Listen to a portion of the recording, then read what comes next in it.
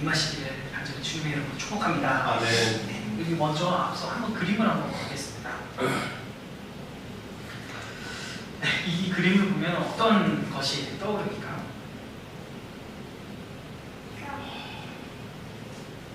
어떤 이수가 본 그림은 어떤 그림이 떠올라요? 옆에 보고 있는 네, 어떤? 모자 보고 있는 옆에 보고 있는 사람. 그리고 우리 할머니. 할머니도 떠올라요? 네, 유찬이는 뒤를 돌아보는 여인의 모습과 그렇게 보이죠? 근데 또 할머니가 보인다고 해요, 우리 이수가. 할머니는 어떻게 보여요? 그러면 이렇게. 할머니의 이게 코, 할머니의 코고 이게 할머니의 눈, 할머니의 입으로 본다면 할머니의 모습이 보입니다. 그리고 또 다른 화면 한번 보겠습니다.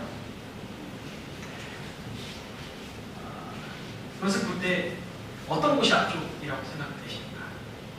유찬이는 어디가 앞인 것 같아요? 큰 게 앞인 것 같아요. 소리는 작은 거. 우리 이수는 다 이게 여기가 앞으로 보이는 사람들이고 또 여기가 앞으로 보이는 사람이 있는 것 같습니다. 그리고 또 다른 화면을 한번 보겠습니다. 이것은 이제 밤하늘에 떠 있는 달입니다. 어떤 시골에 목사님이 권사님께 이렇게 말했다고 합니다. 권사님, 하늘이 달이 참 밝습니다 라고 얘기했습니다. 그때 권사님이 목사님께 이렇게 얘기했죠. 목사님, 달을 밝은 게 아니고 하늘이 맑은 것이고 라고 얘기했답니다. 이 달에 대해서 우리가 과학 시간을 공부했을 때 달은 자체 발광하는 것이 아니라 태양의 빛에 의해서 반사되는 것으로 알고 있죠. 태양의 빛이 달의 각도에 따라서 태양의 빛이 일어날 때 우리에게 밝게 보이고 좀 덜 밝게 보이고 하지만 관점에 따라 달은 계속 밝아 있는데 하늘에 구름이 꼈을 때는 어두워 보여. 또 하늘에 열렸을 때는 밝아 보인다 라는 이야기로 목사님이 큰 깨달음을 얻었다고 합니다. 아까 보았던 그 그림들도 한 명의 친구는 할머니라고 본 사람이 있었고 또 한 분은 또 어떤 옆을 보고 있는 여인의 모습으로 떠올려요. 그리고 앞에 있는 것도 작은 게 큰 게 각자 갖고 있는 관점에 따라 그림이 다 다르게 보였다는 겁니다. 인류의 가장 큰 전환기라고 이야기한다면 바로 16세기에 코페르니쿠스의 전환기라고 해요. 코페르니쿠스. 우리가 과학 시간에도 배웠지만 고대로부터 내려왔던 당시의 지구 중심, 온 우주의 모든 중심은 다 인간으로부터 지구 중심이다라고 얘기했죠. 근데 이 천문학적 사고를 그 이후에 1세기 이후에 우리가 잘 알고 있는 갈릴레오 갈릴레오가 이것을 천동설을 지동설로 주장하면서 이때를 우리는 코페르니쿠스 전환기라고 얘기합니다. 그동안 고대 시대 때부터 다 모든 사람들은 지구를 중심으로 태양이 도는 줄 알았습니다. 왜냐하면 우리가 가만히 서 있고 태양을 바라보면 태양이 오전 11시에는 여기 있었는데 오후 4시에는 여기 있고 오후 5시에는 여기 있는 모습을 볼 수 있겠죠. 우리의 중심에서 볼 때는 태양이 돌고 있다는 게 우리의 지각 능력입니다. 그런데 실제 어떤 팩트는 진리는 무엇이었을까요? 우주의 전체 위성을 띄우고 그 위성으로 바라보았더니 태양이 도는 게 아니라 지구가 돌고 있었다라는 겁니다. 이처럼 우리가 관점에 대해서 내가 정말 확실해, 내가 지각하는 것이 맞아 라고 확신하는 것들이 때때로 틀린 경우가 있다라는 것입니다. 당시 이스라엘 민족도 그랬습니다. 본인이 보고 본인이 지각하고 있는 하나님을 계속해서 찾고 그 하나님만 외쳤습니다. 분명 우리가 잘 알고 있는 출애굽할 때에 출애굽이라는 것은 뭐죠? 출애굽기 하면 애굽, 그렇죠. 이집트를 탈출한 이야기를 보면은 하나님이 이스라엘 민족 백성들을 박해했던 당시에 무슨 왕? 바로 왕으로부터 구출해내가는 더 이상 억압받지 않고 자유의 땅으로 하나님 구출해내가는 이야기를 여러분 기억할 것입니다. 그때에 이스라엘 민족 백성들은 하나님이 그 거대한 집단으로부터 자신을 구출해준 하나님을 바라보았습니다. 하나님이 있다, 하나님이 믿는다, 하나님 분명히 우리와 함께 하신다는 것을 자각했죠. 그런데 그들은 그곳에서 하나님의 힘만 보았지 하나님을 바라볼 수 없었습니다. 왜 우리를 구출하셨는지, 하나님은 어떤 분인지. 그들은 하나님을 힘과 권력과 상징으로 바라보았습니다. 아까 이야기했듯이 내가 지각할 수 있는 것만 봤듯이 그들이 지각하는 것만으로 하나님을 해석했습니다. 포로교 시대 때에는 지형적으로 아주 중요한 위치에 있었던 이스라엘 민족 백성, 누구든 계속 그 제국으로부터 계속 약탈당했던 이 당시의 상황에서는 하나님을 힘과 권력의 도구로 사용했습니다.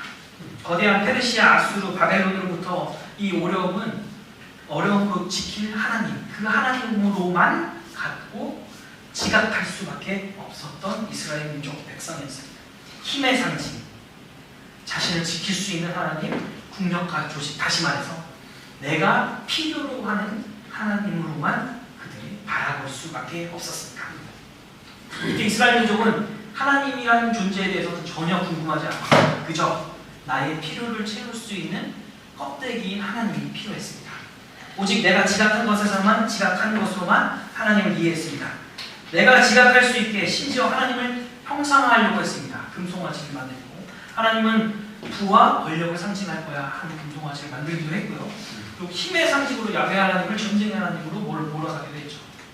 하나님이 어떤 분인지, 하나님이 나를 어떻게 사랑하는지, 이스라엘 민족 백성을 어떻게 이끌어 나가실지에 대한 궁금함은 전혀 있지 않았습니다. 그저 그들의 필요를 채우는 신의 모습만이 있었습니다. 그게 우리는 우상이라고 얘기하죠. 그리고 그 하나님을 이제는 더 이상 궁금해하지도 않습니다. 필요하지 않은 하나님을 궁금해하지도 않습니다. 하나님이 어디 계십니까? 라고 얘기합니다. 오늘 예레미야서, 우리 이수고와서 예레미야서를 이건 좀 어려워서 따라올 수 있을지 모르겠지만 오늘 예레미야에서의 첫 번째의 상황이 바로 이 같은 상황입니다.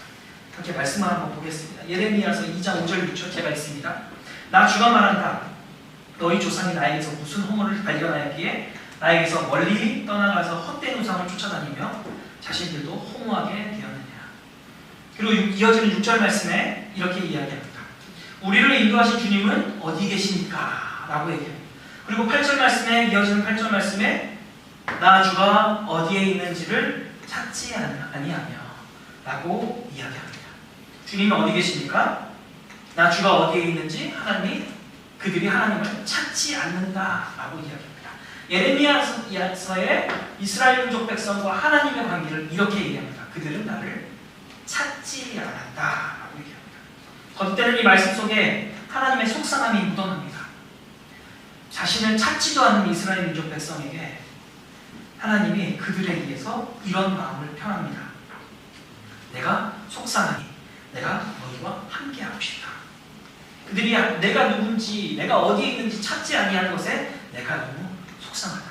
하나님께서 그들을 분명히 출애굽시켜서 홍해 건너시게 하시고 사막을 건너시고 하늘의 만나를 내시고 반석에서 음료를 주신 분, 그 하나님을 찾지는 않고 오히려 그들이 스스로 높아져 압제하였던 바로 왕과 같이 되려는 이 이스라엘 민족의 현실에 하나님은 속이 무너집니다.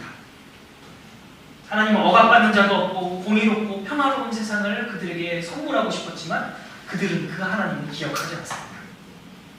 그들은 하나님을 가까이 하는 듯 보이지만 제사는 드리지만 하나님의 존재에 대해서는 묻지 않습니다.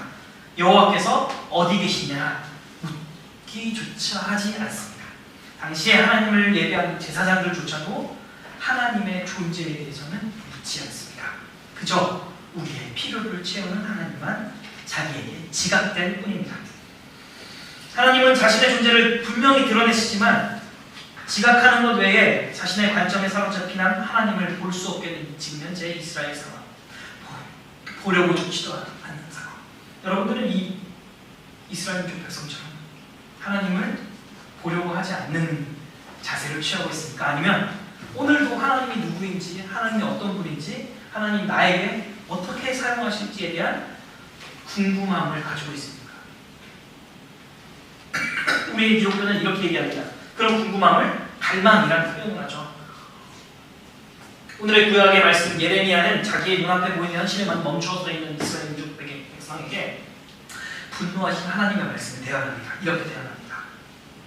그때가 오면 이 백성의 예루살렘이 이런 말을 들을 것이다.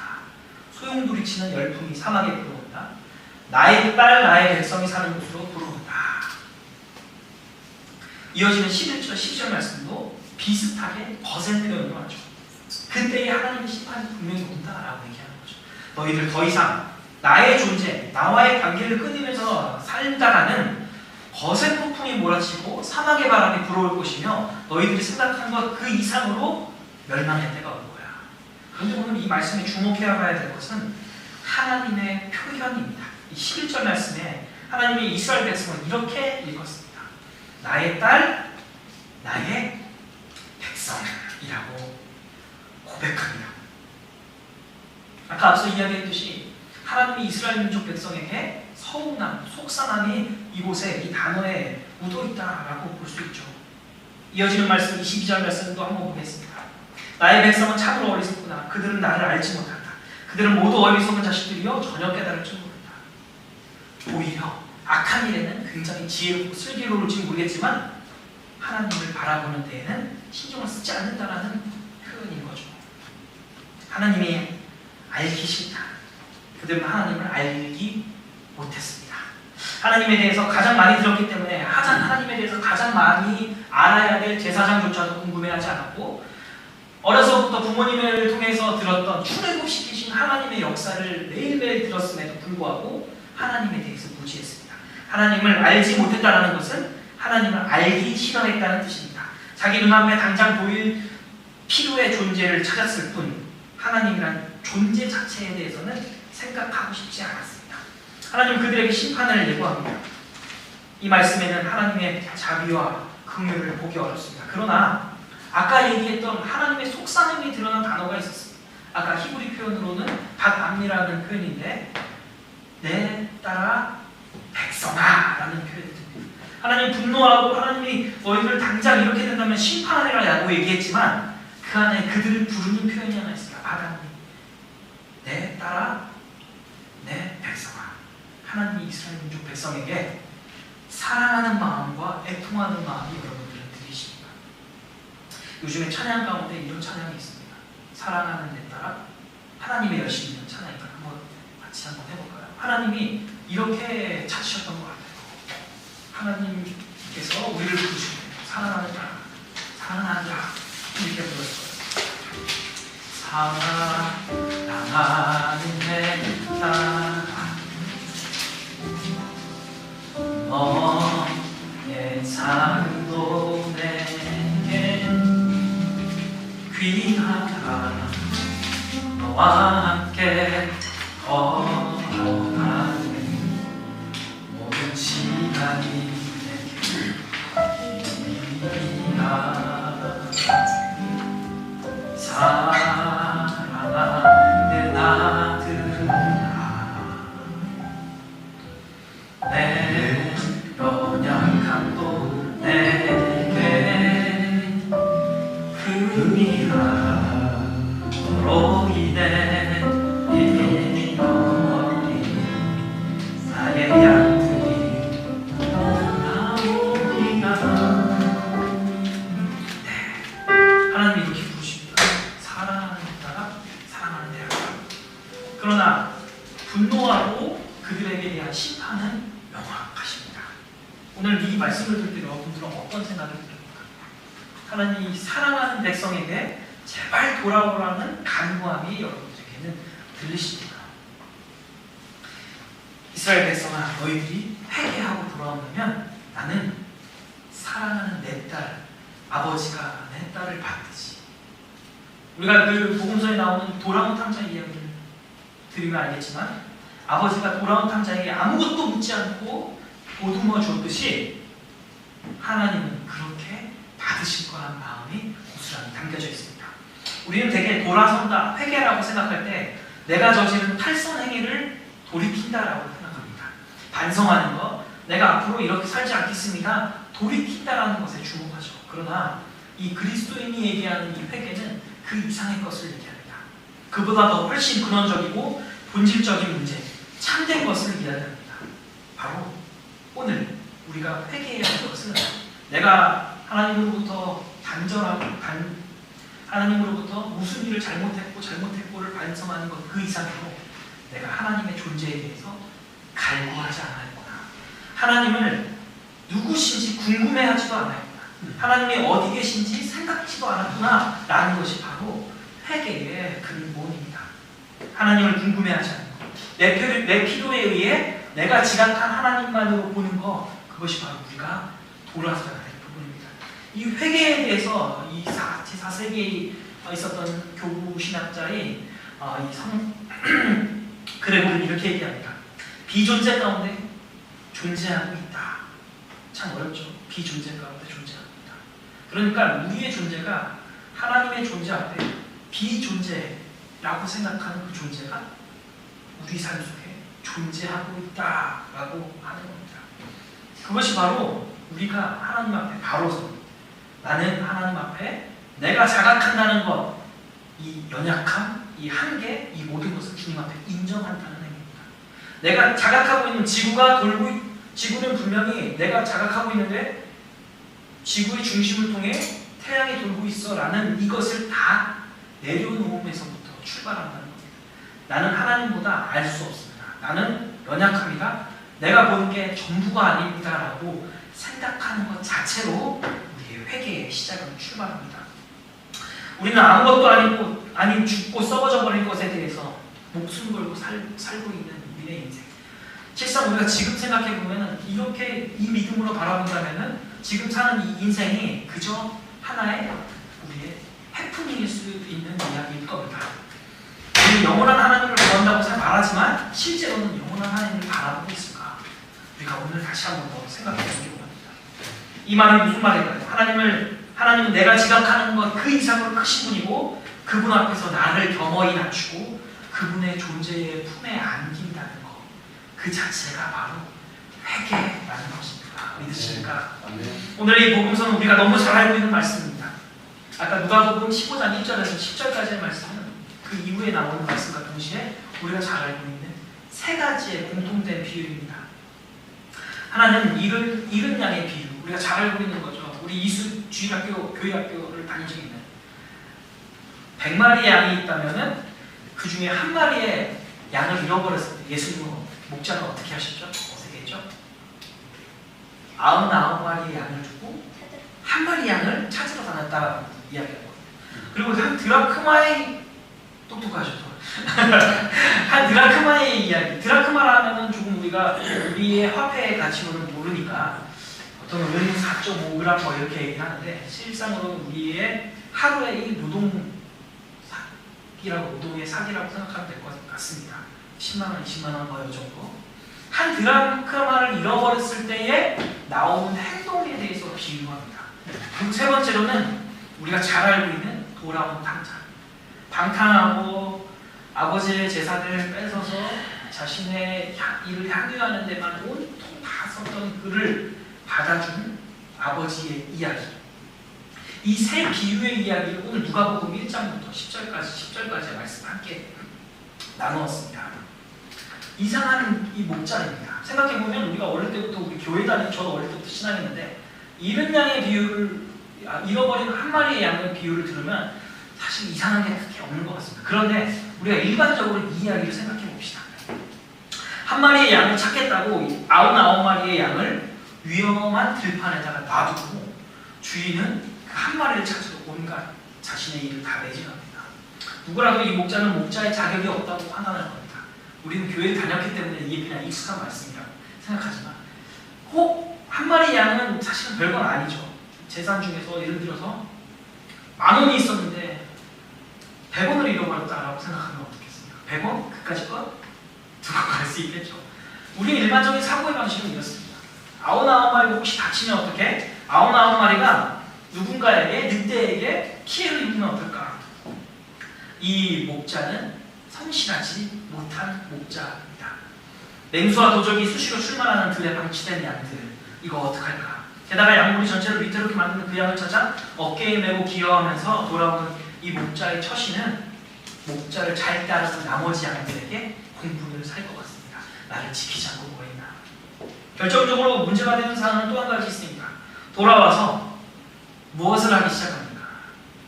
다 사람들을 초대해서 이웃들과 함께 잔치를 합니다. 10,000원 중에 100원을 잃어버렸는데 잔치를 여는 이 사건. 예수님 이 비유를 조금 잘. 오늘 한 가지 더 말씀하는 건 한 드라크마를 찾는 사람에 대해서 비유를 합니다. 약간 드라크마 정도 어느 정도 했죠? 10만 원, 20만 원 정도 돼요. 자신의 이 한 드라크마를 찾기 위해서 하루 종일 이거에 대해서 힘씁니다. 어디 있을까? 어디 있을까? 물론 여기 있는 청소년들은 그 돈이 귀하기 때문에 하루 종일 어쩌면 일주일 동안도 찾을 수 있을 것 같아요. 근데 지금의 이 생을 갖고 있는 사람, 생업을 갖고 있는 사람에게 어쩌면 지금 내가 나가서 일을 하고 이틀째 더 일하고 3일째 더 일해서 그것보다 더 채울 수 있다는 것이 바로 우리의 어른들의 삶일 겁니다. 야, 이거 하나 가지고 하루, 이틀, 3일을 버리지 마. 근데 이 어린은 이틀, 3일을 그거를 찾는데 매진한다라는 겁니다. 한 드라크마를 찾는데 매진한다는 겁니다. 집안을 다 이렇게 쓸어엎고 등불을 켜고 자신의 모든 일을 제쳐두고 지금 수상을 부르고 있습니다. 특히 고대 시대에는 집에 등불을 켜는 일은 참 매우 드물었는데 특히 가난한 가정에서는 그것들을 더욱 생각하기 어려웠습니다. 한 드라크마를 찾으려고 등불을 켜고 그 비싼 등불을 켜고 그리고 이틀 3일을 고생하는 거예요. 차라리 그 비용으로 내가 밖에 나가서 일을 해서 그것을 품을 벌어서 벌충하는 게 훨씬 더 효과적일 겁니다. 효과. 지금 우리 시대에 살아가고 있는 효과와 정반대되는 일이죠. 근데 결과적으로 이것도 똑같이 찾으면 뭘 합니까? 이웃들과 함께 초대해서 잔치를 연다는 겁니다. 이 모든 비유의 두 번째가 똑같아요. 찾았다, 잔치하다. 찾았다, 잔치하다. 한 드라크마 찾아서 10만원, 20만원 찾아서 잔치를 해요. 소리. 어떻게 10만원, 20만원으로 어쩌면 더 들을 수도 있어요. 초대한다는데 30만원, 40만원 더 들을 수 있는데 그걸 찾은 거에 잔치를 한다는 거예요. 성경이 달린 거죠. 마지막 세 번째 이야기 동일합니다.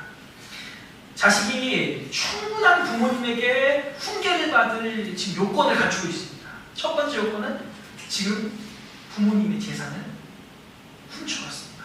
그리고 부모님의 말을 듣지 않았습니다.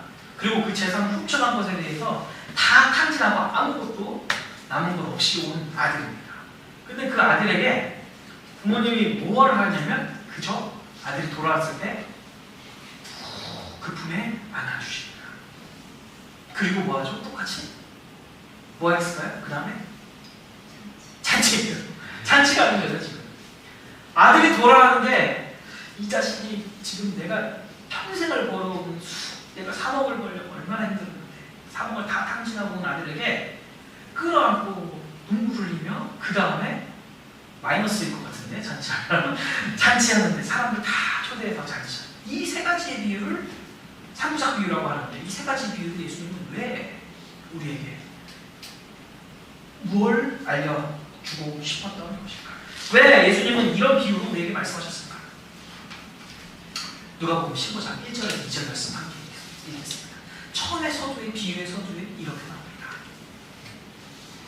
시작. 세리들과 죄인들이 모두 예수의 말씀을 들으려고 그에게 가까이 몰려들었다. 이어서 바리새파 사람들과 율법학자들 투덜거리는 말. 이 사람이 죄인들을 받아들이고 그들과 함께 음식을 라고 한 다음에 이 세 가지의 비유를 들어요. 이제 조금 이해가 될 것 같습니다.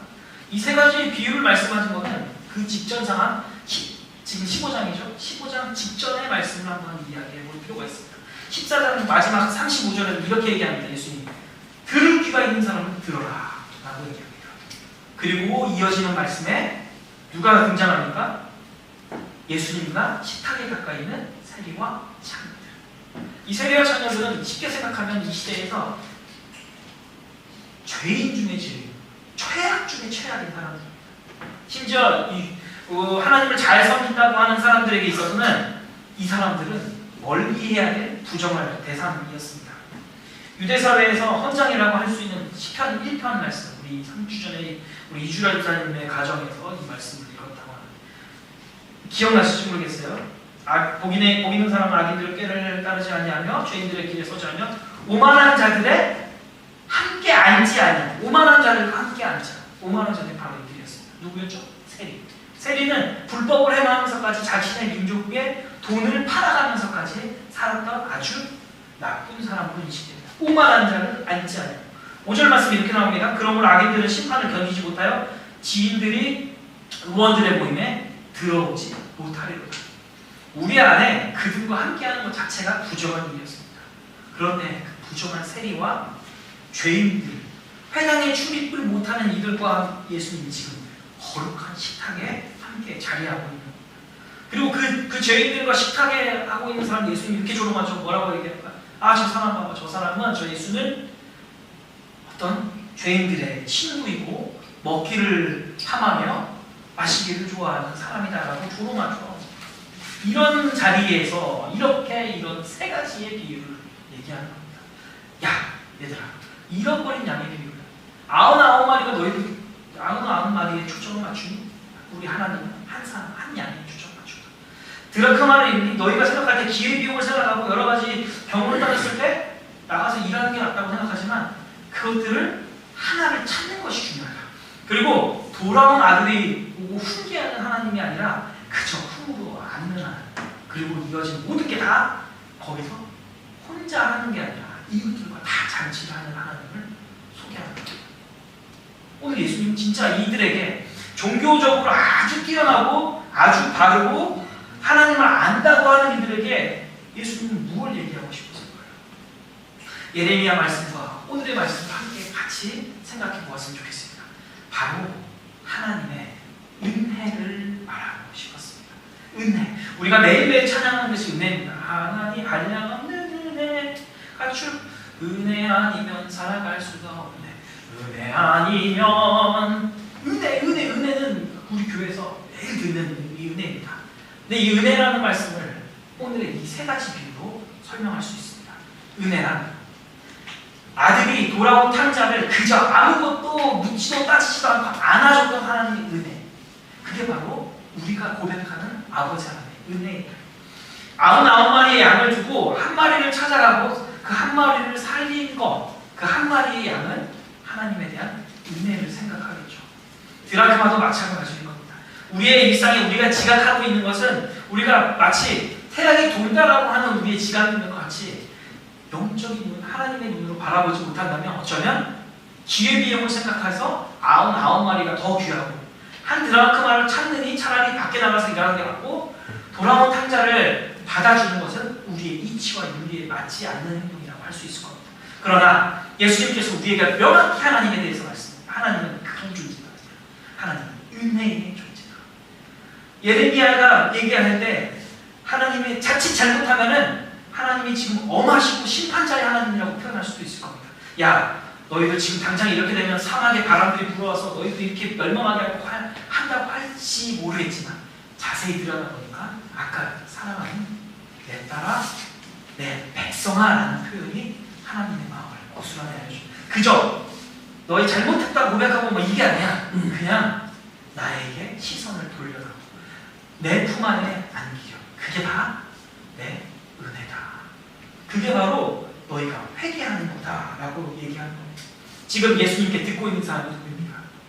1절 말씀에 바리새파 사람과 율법학자들입니다. 하나님을 누구보다 잘한다고 자기의 지각 능력이 강으로 태양이 지금 저쪽에서 이쪽으로 지구를 중심으로 움직이고 있다고 주장하는 사람들입니다. 그게 하나님이라 얘기하는 사람들입니다. 그러나 예수님께서 그들에게 정수를 치시죠. 하나님은 그런 하나님이 아니라 은혜의 하나님이야. 누구든지 아까 우리 부흥의 불길 타오르게 하소서 찬양했을 때 은혜의 강물을 타오르, 너무 멋진 가사이지 않겠습니까? 그리고 마지막 날에 모든 백성에게 부으실 은혜의 하나님이야. 나 같은 죄인도 묻지도 않으시고 그저 내 품 안에 들어오는 그 은혜를 우리는 하나님이라고 고백합니다. 여러분, 이 하나님에 대해서 궁금하십니까? 더 알아가고 싶으십니까? 그 은혜의 강물에 그 은혜가 더 큰 은혜를 내가 깊이 체험하고 싶어서 날마다 간구하십니까? 우리의 일상생활이 이 은혜에 대해서 궁금해하고 동시에 그 은혜를 체험하는 것이 바로 신앙인의 삶일 줄 믿습니다. 참 우리 최 집사님이 이 세 가지 찬양을 추천해 주셨는데 신기하죠? 말씀을 보는데 마지막 날에 모든 백성에게 부어주겠다. 그리고 부흥의 불길이 일어나는데 은혜의 강물이 부어. 우리가 맨날 고백하는 그 은혜가 바로 그 은혜입니다. 아무 말도 하고 묻지도 따지지도 않은 값없이 품으시는 그 은혜의 하나님을 우리는 바라보고 있구나 라는 말씀입니다. 오늘 이 은혜의 주를 기억하시기 바랍니다. 아멘. 말씀을 끝으로 우리가 한 가지 하나님께 또 요구하시는 것이 있습니다. 은혜의 주를 기억하라. 아무것도 묻지도 따지지도 않고 값없이 주시는 사랑하시는 하나님의 품을 기억하고, 또 99마리가 더 중요하다고 생각하는 세상의 이치의 논리에 벗어나 한 마리의 사람이 주목하라. 그 하나님을 알아라. 은혜의 주를 알아라고 얘기합니다. 그리고 이제 얘기합니다. 이 은혜로 너희가 살아라 라고 말씀합니다. 우리 그리스도인들은 그럼 어떤 삶을 살아야 될까요? 이제 하나님의 마음과 하나님의 눈과 하나님의 입술과 하나님의 사랑하는 내 딸아라고 얘기하는 하나님의 은혜를 장착해야 될 때입니다. 하나님을 살고도 예배합니다. 하나님 뜻대로 살아가겠습니다 라고 하는 결단의 고백은 바로 내가 은혜의 사람으로 살아가겠다라는 고백입니다. 나의 친구가 혹 나에게 잘못했다면 그 잘못을 너른 품으로 받아줄 수 있는 은혜의 사람이 되는 것. 아멘. 그리고 이 땅에 아무리 혼란스럽고 하나님을 모른다고 외면할지라도 하나님 저들을 놓지 말아주세요. 하나님 저들이 아직 살아있습니다. 주님 말씀을 들을 귀가 있으니 저들을 멸망시키지 말아주세요라는 은혜의 사람으로 우리를 세워주신다는 겁니다. 오늘 일주일 동안 살아가는데 은혜 하나만 기억합시다. 나를 죄된 영혼, 어쩌면 연약하고 아무것도 바라볼 수 없는 사람에게 그저 큰 하나님이 나를 품으로 안아주셨듯이 그 은혜를 잊지 않고 나도 하나님처럼, 예수님처럼 살아가는 사람. 하나님을 안다. 나는 일주일 동안 한 번 예배드린 주일 예배자다 라고 생각하는 바리새파 사람과 율법 학자가 아니라 은혜의 사람으로 살아가기를 원합니다. 오늘 그 은혜의 물결을, 은혜의 강물 우리에게 모두 부어주실 줄 믿습니다. 아멘. 우리 이 하나님의 마음으로 이렇게 하나님의 것이 하나님이 우리에게 말하시길 사랑하는 내 딸아, 너의 작은 도, 너 내 작은 도 내게 귀하다. 너와 함께 걸어가는 모든 시간이 내게 그 힘이다. 이제 사랑하는 아들, 너의 연약함도 내게 큰 힘이다. 너로 인해 힘을 나의 양들이 돌아오리라. 조금 느린 듯해도 기다려주겠니?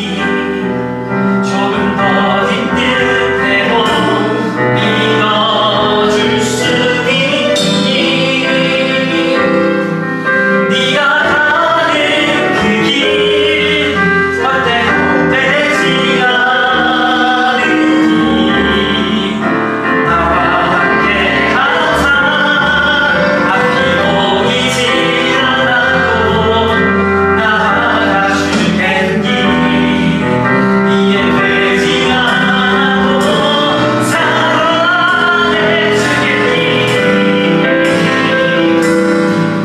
너의 눈물에 들고 잊지 않고 있으니 나의 열심으로 이루리라. 하나님은 우리에 대해서 열심을 다해 우리에게 존재를 드러내십니다. 품을 드러냅니다. 이제 우리가 회개할 것은 그 품 안에 안기고 그 은혜의 하나님을 만나기를 바랍니다. 그리고 이 2절 가사처럼 그 은혜의 사랑으로 살아가는 모든 우리 민들레 교회 여러분 되시기를, 우리 제자들과 여기 계신 한 분 한 분 교우분 되시기를 소망합니다. 끝까지 들어준 우리 이수에게 모든 영광을 돌립니다. 기도하겠습니다. 하나님, 오늘 이 찬양의 가사가 우리의 마음을 울립니다. 너의 눈물에 귀고 있지 않고 있으니 나의 열심으로 이루리라. 하나님은 우리를 위해서 날마다 온 마음과 정성을 다해 열심으로 우리에게 임하십니다. 이제 그 하나님을 압니다. 그리고 그 하나님을 계속해서 궁금합니다. 앞으로 알아가는 하나님, 그 은혜의 하나님 가운데 그 강물에, 은혜의 강물에 힘입어 흠뻑 젖어서 하나님과 함께 동행하며 살아갈 수 있는 우리 모든 분들의 교회 드릴 수 있도록 주님 인도하여 주옵소서.